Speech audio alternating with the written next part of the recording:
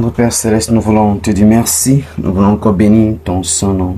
Merci, Roi des Rois, pour le souffle de vie renouvelé en chacun de nous en ce jour. Te disons merci pour le privilège que tu nous donnes. Nous approcher devant ton trône de grâce. Merci parce que tes compassions ne sont pas épuisées et tes bontés ne sont pas éteintes. Tu les as renouvelées encore en ce jour, ô Roi des Rois. Merci, Adonai, parce que tu es fidèle. Merci parce qu'en dehors de toi, il n'y a point d'autre. Merci parce que tu ne changes pas. Tu changes les circonstances, tu changes les situations, mais tu demeures le même, ô Roi des Rois. Précieux Saint-Esprit, merci de nous rendre ministère encore, de nous envoyer ta parole qui guérit, qui restaure, qui délivre, qui élève, qui bénit. Au nom puissant de Jésus-Christ. Amen. Gloire à Jésus. Une fois de plus, que ça vous bénisse, vous fortifie. Soyez la bienvenue. Et comme pour coutume, je vais t'inviter à prendre ton bloc, ton stylo et ta Bible avec toi. Ton bloc, ton stylo et ta Bible avec toi pendant que nous naviguons dans la parole du Roi des Rois. Mon Dieu, il n'y a point d'autre que toi, toi qui fais toutes choses bonnes en ton temps. Tu es El Shaddai, Adonai est ton nom, Elohim c'est toujours toi. Nos dieux admirables, oui tu es El Shaddai, Adonai est ton nom, Elohim c'est toujours toi, nos dieux admirables. Gloire à Jésus. Est-ce que tu as déjà ton bloc, ton stylo et ta Bible avec toi? Alors nous poursuivons avec notre série Vivre la vie surnaturelle. Alléluia. Living the supernatural life. Nous avons pris notre texte de base dans le livre de Deutéronome 8, verset 3. L'homme ne vivra pas seulement du pain, mais de toute parole qui sort de la bouche de Dieu. Matthieu 4, 4 retient la même chose. Et nous poursuivons avec notre texte toujours de base, 1 Roi chapitre 17. Donc nous avons commencé à décortiquer pour voir à quoi est-ce que ressemble cette vie spirituelle. Pour voir à quoi est-ce que ressemble la vie spirituelle. Parce que nous ne pouvons pas parler de vivre la vie spirituelle sans avoir un aperçu, sans avoir une image, sans avoir quelque chose comme une démonstration, comme exemple de ce que Dieu nous appelle à vivre. Alléluia. Il veut que nous vivons la vie surnaturelle, que nous manifestons cette vie du surnaturel. Pourquoi? Parce que c'est lui qui nous a créés à son image et à sa ressemblance. Nous avons vu au travers de sa parole qu'à la première place dans Genèse 1 au verset 26, il nous a créé la partie spirituelle de nous. Et dans Genèse 2 à son verset 7, il nous a formés la partie physique de nous. Alléluia. Et nous avons dit qu'il était important de comprendre ces deux dimensions-là afin de pouvoir naviguer ou encore afin de pouvoir manifester cette vie surnaturelle. Je veux que nous en retournons dans notre texte de 1 Roi chapitre 17. 1 Roi chapitre 17. 1 Roi chapitre 17. 1 Roi chapitre 17. Je prends rapidement le verset. Alors, Élie de Tishbite, l'un des habitants de Galate, dit à Achab, l'Éternel est vivant, le Dieu d'Israël, dont je suis le serviteur. Il n'y aura ces années-ci ni rosée ni pluie, sinon à ma parole. Verset 2. Et la parole de l'Éternel fut adressée à Élie en ces mots. Pars d'ici, dirige-toi vers l'Orient, et cache-toi près du torrent de Kérit, qui est en face du Jourdain. Verset 4, tu boiras de l'eau du torrent, et j'ai ordonné au corbeau de te nourrir là. Il partit et fit selon la parole de l'Éternel, et il alla s'établit près du torrent de Kérit, qui est en face du Jourdain. Alors je vais d'abord m'arrêter ici, parce que je vais pousser, nous allons aller avec des explications et aussi au même moment avec les points de prière. Alléluia. Nous allons commencer à développer ce texte comme exemple de ça à quoi Dieu nous appelle à manifester. Alléluia. Comme un exemple. Si nous parlons de vivre la vie du surnaturel, mais il faut que nous ayons quelque chose comme exemple, quelque chose qui va nous aider à comprendre mieux, qui va peindre au moins une image claire de ce que la vie surnaturelle est. Alors nous prenons dans notre texte de 1 Roi 17, nous allons voir Élie, donc sur l'influence du Saint-Esprit, ou conduit encore par le Saint-Esprit, il va déclarer la volonté de Dieu. En ces mots qu'il n'y aura pas de pluie. Donc c'était déjà le plan de Dieu. Et Dieu est simplement passé par lui pour exprimer ce nom. Alléluia. Alors il va déclarer ce nom. Et lui-même était dans la même ville ou encore dans le même pays. La question c'est comment est-ce qu'il devait faire. Mais nous bénissons le Seigneur parce qu'au travers de sa parole, il nous montre comment est-ce qu'il a procédé avec Élie. Et c'est de cette même manière que lui aussi Dieu procédera avec toi au nom de Jésus-Christ. Au verset 2, on commence à voir les éléments importants. La parole déclare, et la parole de l'Éternel fut adressée à Élie en ces mots. La version en anglais va dire, and the word of the Lord came to Elijah. Nous avons vu au verset 2, nous avons mis l'emphase sur le fait que il y a ce que nous appelons la parole envoyée. La parole envoyée est cette parole que nous appelons la révélation, le réma. C'est la parole envoyée qui fait la différence. Donc nous voulons encore mettre l'emphase au niveau de la parole envoyée. Au milieu des circonstances ou des situations, il faut que tu apprennes à te disposer pour recevoir la parole envoyée de Dieu pour toi de manière spécifique, de manière unique. Parce que la parole envoyée de Dieu me concernant ne sera pas la même chose pour toi. Parce que nous ne traversons pas les mêmes défis. Nous n'avons pas les mêmes situations. Donc ce que Dieu va faire, c'est qu'il va envoyer sa parole vers toi, selon ta situation, selon la circonstance, selon le défi qui est la tienne. Et dans cette parole-là, on va voir au travers de ce texte que la plus souvent la parole envoyée de Dieu te concernant va porter des instructions, des garanties, va porter la puissance pour accomplir la chose. La parole envoyée de Dieu, c'est la voix de Dieu.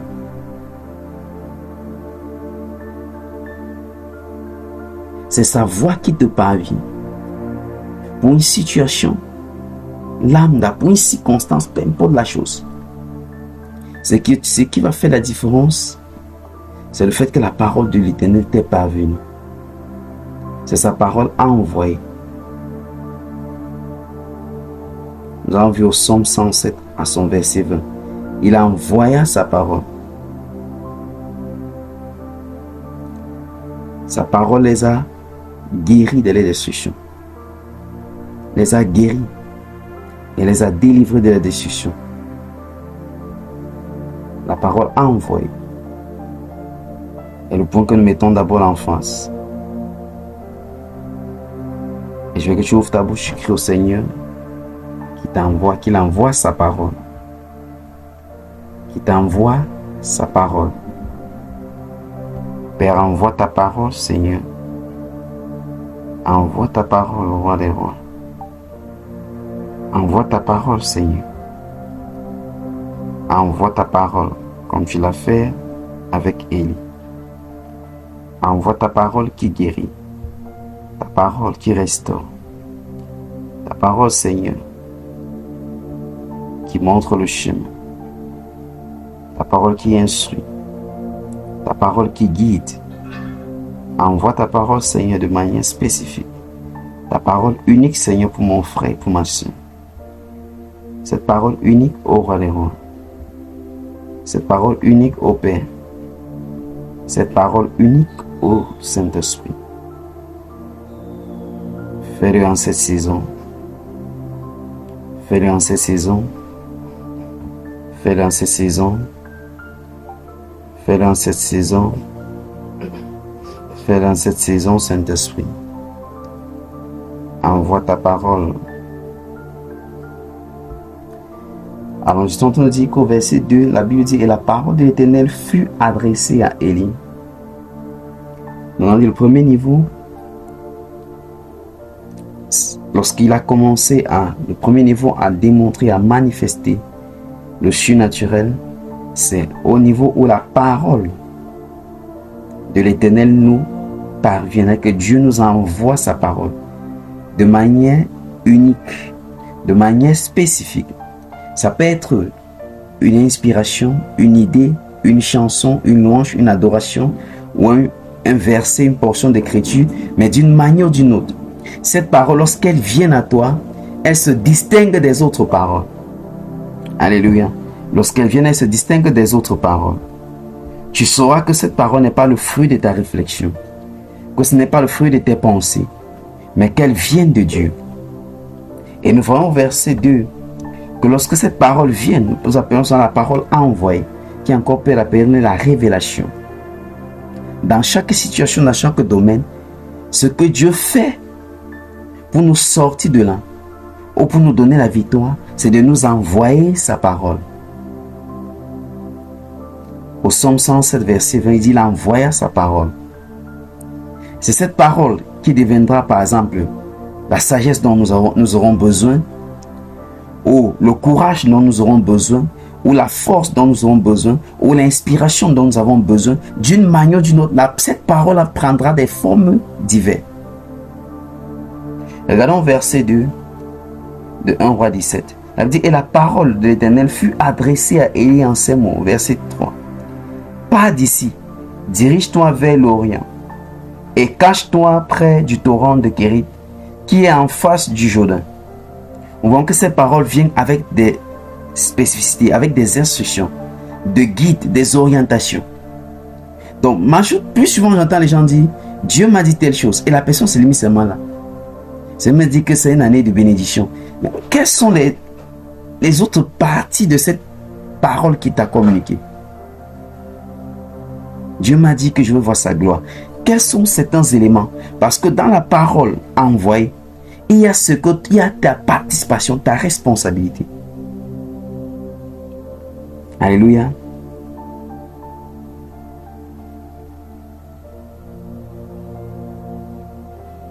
Donc permettez-moi d'insister là-dessus. Parce qu'il faut que ta vie spirituelle ne soit plus religieuse. Il ne faut plus que tu sois religieux, non, que tu sois une personne spirituelle qui expérimente les réalités de la parole de Dieu, qui expérimente la puissance du royaume de Dieu, qui change les choses par la puissance du royaume de Dieu. Donc les paroles, la Bible dit dans 1-2 Corinthiens 4, verset 20, le royaume ne consiste pas en paroles, mais en puissance. Dans Romains 1, l'apôtre Paul va encore mettre l'emphase que l'évangile, c'est la puissance de Dieu. C'est pour ça que Dieu dit que tu ne dois pas seulement vivre du pain, de tout ce qui est naturel, des ressources naturelles. Il dit que tu ne vas pas te limiter seulement au naturel. Tu dois passer à une autre dimension. À ce naturel, tu dois ajouter quelque chose. C'est pour cela que c'est appelé le surnaturel. Quelque chose qui vient se reposer sur ce qui est déjà naturel et qui produit l'extraordinaire, qui fait que le naturel devient extra. Ça devient surnaturel. Ça produit au-delà. Ça se démarque. Donc la parole envoyée est chargée plus souvent des instructions, des orientations. de guide, également de la puissance pour accomplir la volonté de Dieu.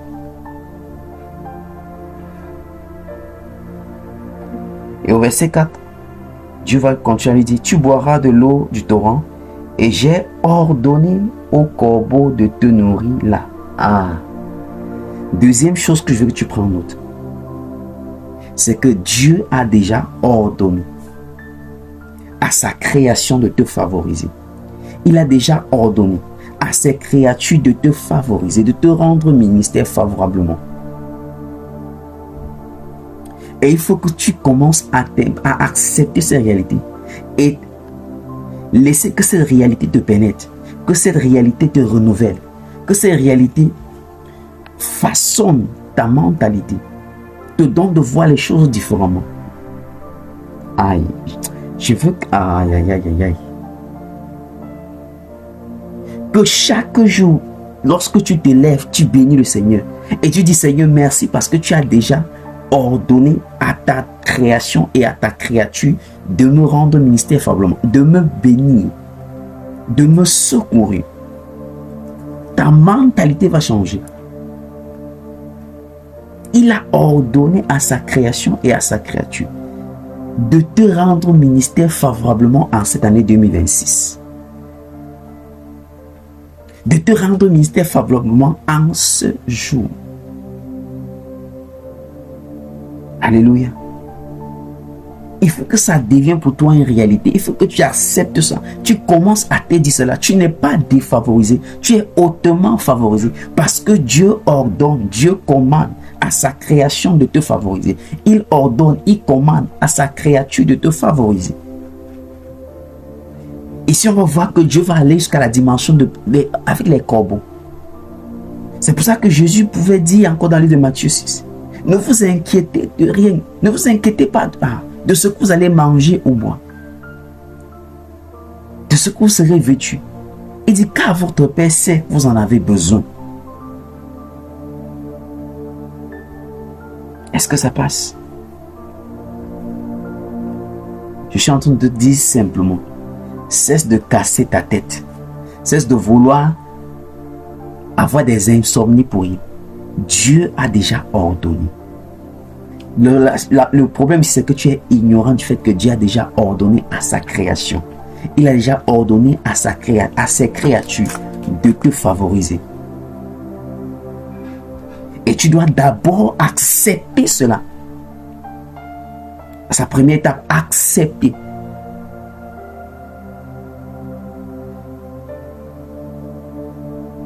Que la faveur de Dieu est ta portion parce que c'est lui.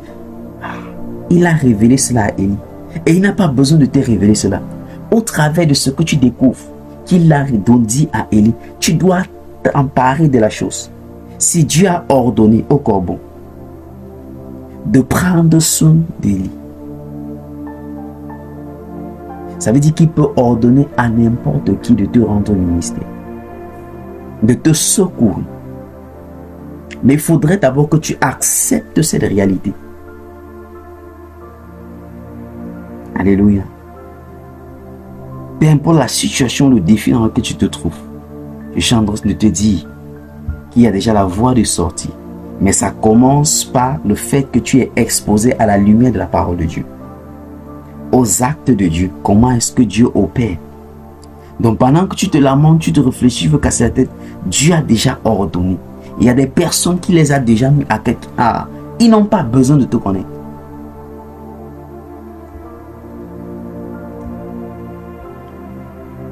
Le problème, c'est que nous voulons toujours nous retourner vers ceux qui nous connaissent, ceux que nous connaissons. Est-ce que Élie connaissait les corbeaux? Il avait quelle relation avec les corbeaux? Mais Dieu a ordonné aux corbeaux. Lisons. Au verset 6. Il avait dit, les corbeaux lui apportaient du pain et de la viande le matin, et du pain et de la viande le soir. Et il buvait de l'eau du torrent.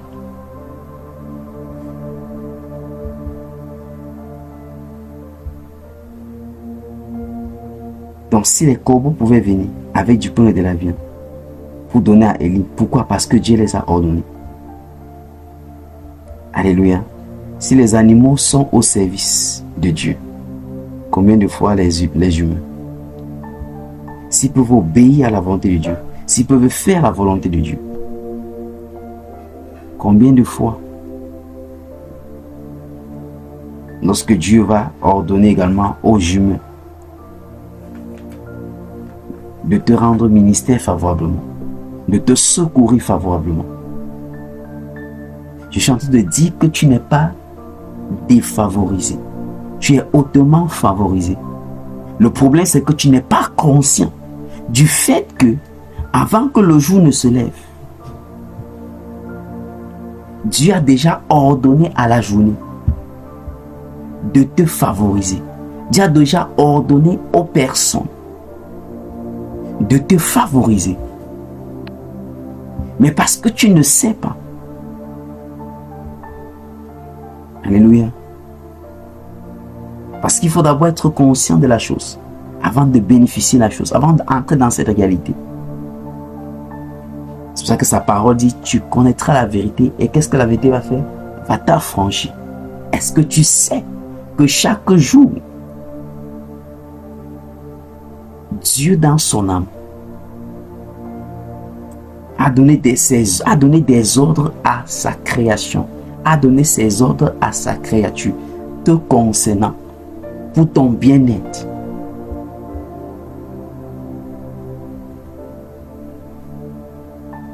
Est-ce que ça passe?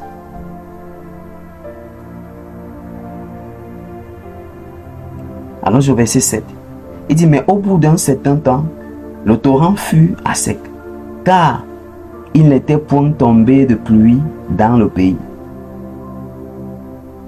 Je veux bien que tu regardes le verset 7. Quelque chose s'est produit. Alors, est-ce que lorsque Dieu l'orientait à la premier endroit, vers le torrent, est-ce que Dieu ne savait pas que le torrent devait sécher? Dieu savait. Alléluia. Dieu savait. Il savait que la chose devait arriver. Il sait que la chose est arrivée. Tu ne comprends pas. Il savait qu'en telle période, tu devais être dans telle situation. Et il sait que tu es dans telle situation. Mais qu'est-ce qu'il faut pour que tu sortes? Pour que tu passes à un autre niveau. Verset 8. Alors la parole de l'Éternel lui fut adressée en ces mots. Alors qu'est-ce que Dieu a encore fait? Il a encore envoyé sa parole. Avant que nous allons encore au niveau de la deuxième dimension, il a encore... Je veux que nous prenions encore le verset 7. Le torrent a séché. A dit parce qu'il ne pleuvait pas. Mais est-ce que Dieu, en l'envoyant là-bas, ne savait pas que le torrent devait sécher? Bien sûr. Il est omniscient. Il connaît tout. Il sait tout. Je suis simplement en train de te dire que Dieu savait que tu devais être dans telle situation ou à tel niveau, à tel endroit. Et il sait que tu es à tel niveau, à tel endroit également de ta vie. Est-ce que tu peux simplement le bénir pour ça? Lui dis, Seigneur, merci. Parce que je sais que tu sais que je suis à ce niveau, dans cette situation. C'est certes, Seigneur, peut-être nouveau pour moi, Seigneur. Mais tu le savais déjà. Parce que tu es l'omniscience. Ouvre ta bouche et commence à parler au Seigneur bien-aimé. Parce qu'il est l'omniscience, il sait. Il sait toutes choses. Il savait que telle chose devait arriver. Il savait que tu devais faire face à telle chose. Il savait. Et il sait toujours. Il savait et il sait que telle chose devait se produire sur ta famille. Que tu devais être à tel niveau. Que tu devais perdre cet emploi. Il savait et il sait. Et le fait d'avoir cette révélation que Dieu sait est suffisant, bien-aimé, de t'appuyer sur lui, de te reposer sur lui. Alléluia. Elle est suffisante de te reposer sur lui, de t'appuyer sur lui. Gloire à Jésus. Est-ce que ça passe?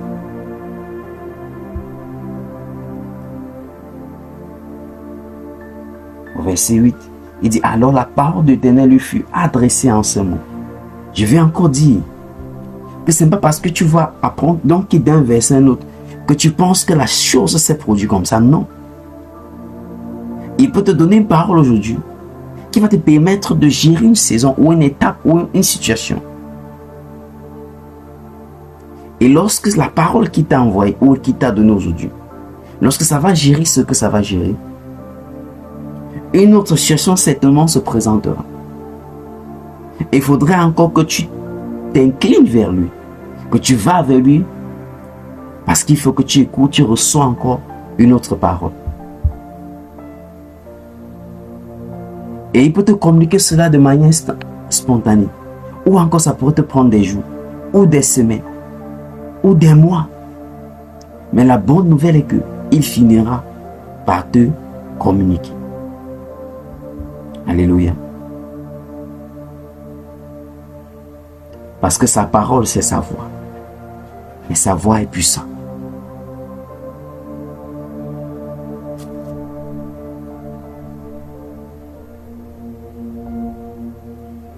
Allons-y au verset 9. Alors, verset 8. La parole de l'Éternel lui fut adressée en ces mots.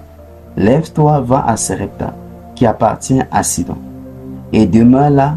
Voici, j'ai ordonné à une femme veuve de te nourrir. À la première place, Dieu dit, il a ordonné au corbeau.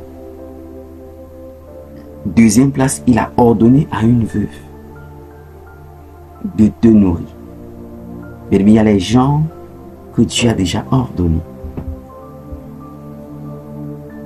de te faire du bien. Je veux que tu crois en ça fermement. Et peu importe la situation, je veux que tu crois en ça, qu'il y a des personnes que Dieu a déjà disposées pour t'aider.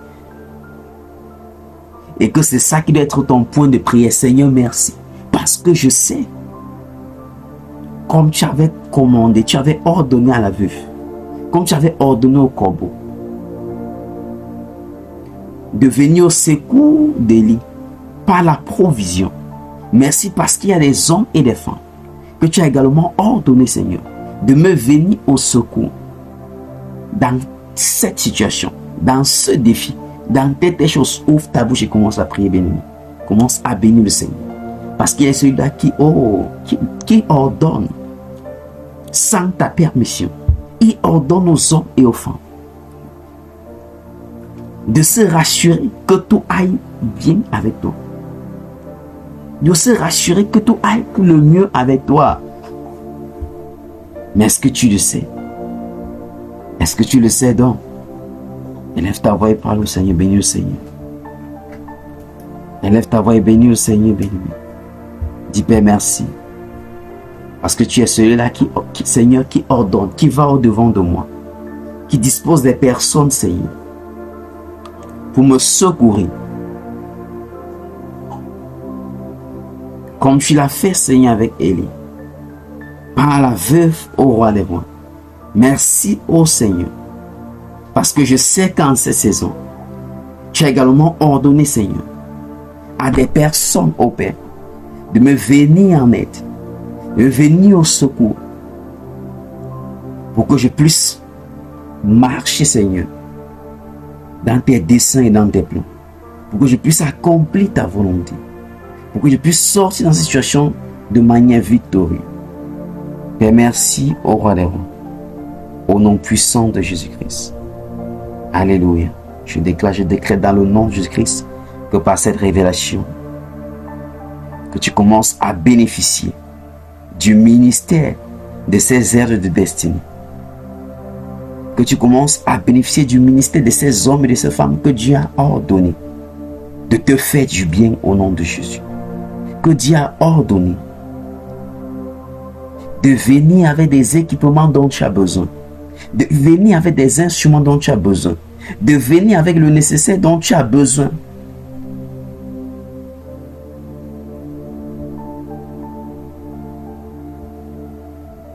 Au nom puissant de Jésus-Christ.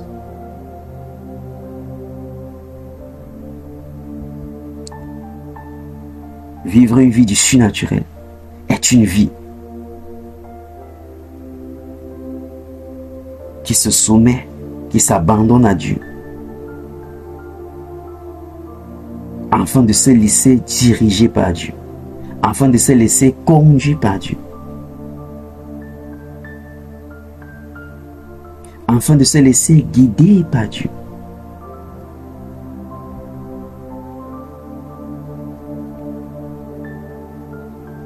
Premier niveau, il envoie sa parole. Deuxième niveau, il ordonne. Je veux que tu crois en ça, fermement bien-aimé. Peu importe la situation qui est comme la montagne, je veux que tu crois au fait que Dieu a déjà ordonné. Tu n'as pas besoin de les connaître. Élie ne connaissait pas cette veuve.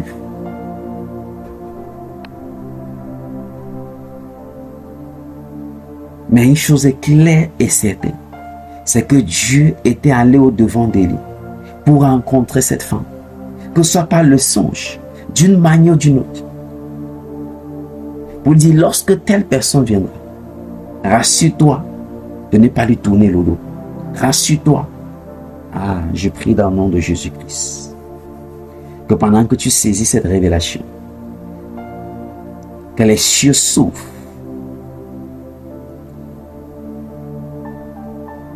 et que ce que Dieu a ordonné de te rendre ministère favorablement à toi et à ta famille, ils viennent soudainement au nom de Jésus-Christ. Ils se manifestent soudainement au nom de Jésus-Christ. Ils se manifestent soudainement au nom de Jésus-Christ. Je suis en train de te donner, de faire comprendre que la création a reçu des ordres pour te favoriser. Que la créature de Dieu a reçu des ordres pour te favoriser. Tu n'es pas défavorisé, tu es hautement favorisé. Lorsque tu sors, la faveur de Dieu est sur toi. Lorsque tu rentres, la faveur de Dieu est sur toi. Tout ce que tu entreprends est accompagné de la faveur de Dieu. Mais il faudrait que ceci habite en toi, soit installé en toi. Soit une réalité, une conviction façonnée, établie en toi. Et tu verras la manifestation. Jésus a dit à ne t'ai-je pas dit que si tu crois, tu verras la gloire de Dieu. Est-ce que tu crois que Dieu a déjà ordonné à des hommes et à des femmes de te secourir concernant cette situation, concernant ce défi? Il ordonne encore, bien-aimé, parce qu'il est le même hier, aujourd'hui, éternellement. Parce qu'il n'a pas changé. Alléluia. Il n'a pas changé. Il est le même hier, aujourd'hui, éternellement. Il n'a pas changé.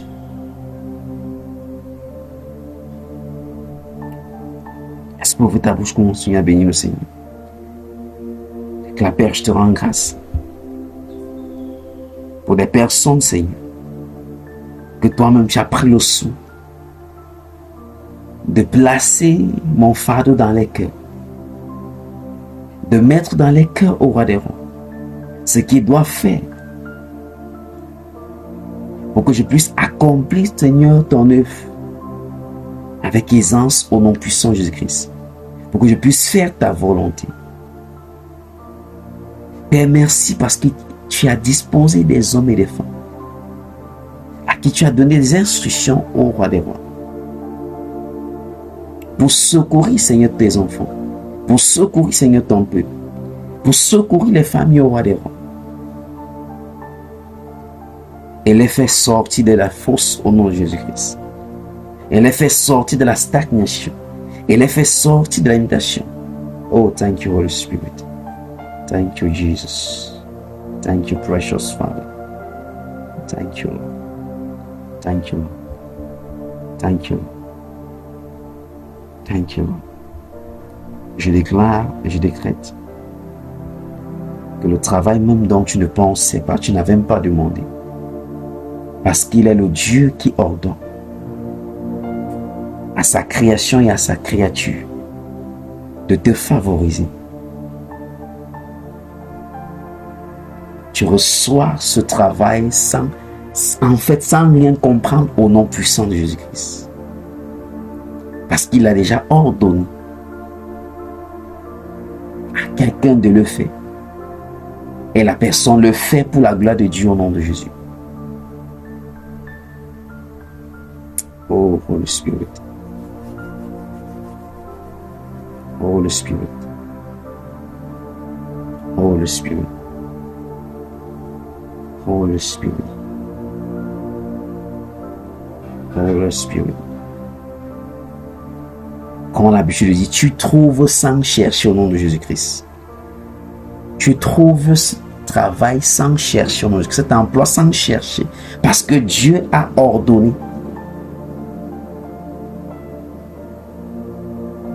qu'on te rend ministère favorablement au nom puissant de Jésus-Christ.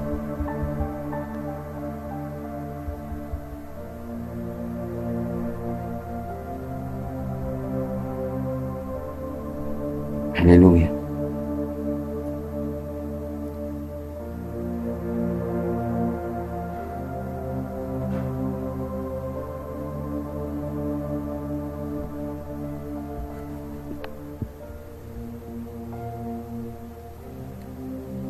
Déclare dans le nom de Jésus-Christ. Je suis hautement favorisé parce que mon Dieu ordonne à sa création et à sa créature de me favoriser. Je suis hautement favorisé. Je déclare la faveur de Dieu sur ma famille parce qu'il ordonne à sa création et à sa créature de favoriser. Élève ta voix, commence à décréter, à déclarer cela, bien-aimé. Commence à décréter, à déclarer cela. Il est le Dieu qui ordonne. Il est le Dieu qui ordonne. Il est le Dieu qui ordonne à sa création. Il est le Dieu qui ordonne à sa créature. Il est le Dieu qui ordonne à sa création. Il est le Dieu qui ordonne à sa créature de te favoriser. Il est le Dieu qui ordonne. Il n'a pas changé. Il est le même hier, aujourd'hui, éternellement. Il est le même hier, aujourd'hui, éternellement. Il est le Dieu qui ordonne. Et en cette saison, tu verras les manifestations. Ce qu'il a ordonné, tu les verras. Venir à toi pour accomplir ce pourquoi Dieu les a envoyés au nom puissant de Jésus-Christ. Alléluia. Est-ce que ta bouche commence à bénir le Seigneur? Peu importe le défi, la situation, demande au Seigneur de t'envoyer ta parole. Qu'il envoie ta parole. Le Saint Romain a dit, dis un mot. Dis un mot. Dis un mot. Je n'ai pas besoin de... Il dit, dis seulement le mot. C'est ça qu'on appelle la parole envoyée. Elle est remplie de grâce, de force, de puissance, d'orientation. Lorsque la parole envoyée vient à toi, elle brise toute forme de peur. Elle brise toute forme d'inquiétude. Elle brise toute forme d'anxiété. Elle t'établit dans la foi, dans l'assurance, dans la conviction.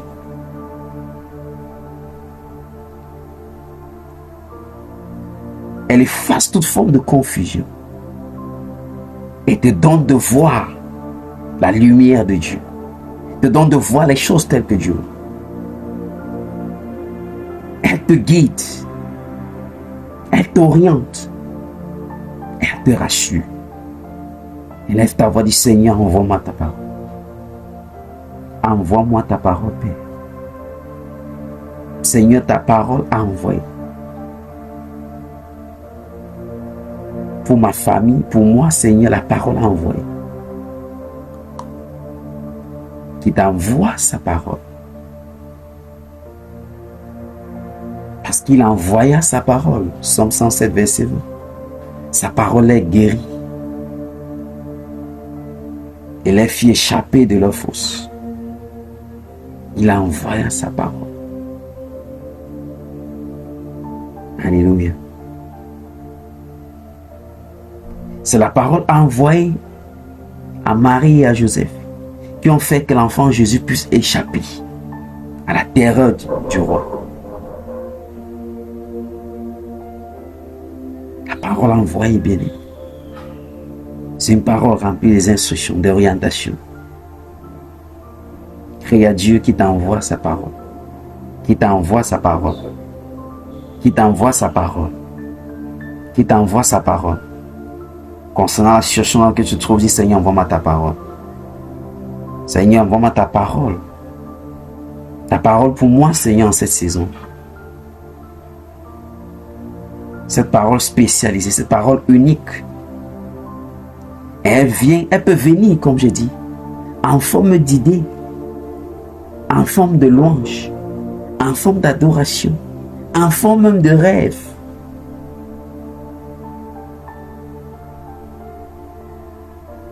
Elle peut venir par le canal humain, la personne parlant ou te concernant.